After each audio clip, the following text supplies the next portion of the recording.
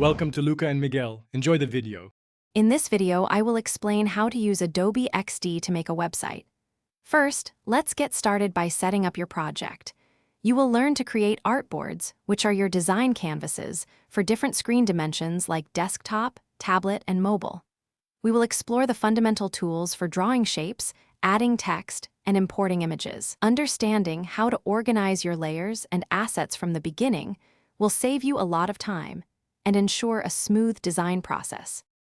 Now, let's dive into crafting the actual pages of your website.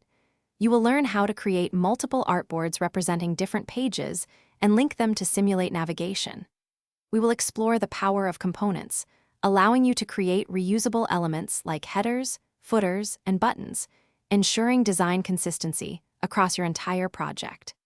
Additionally, mastering repeating grids will enable you to quickly populate content areas with similar items, saving you valuable design time. Next, we will bring your static designs to life by adding interactivity. You will learn how to switch to prototype mode and connect your artboards to create a clickable, interactive experience. We will define various transitions and micro-animations between screens, making your prototype feel dynamic and engaging.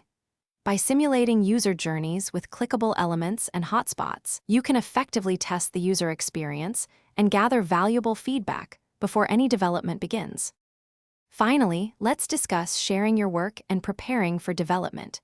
You will learn how to generate shareable links for your prototypes, allowing stakeholders to view and comment on your designs easily.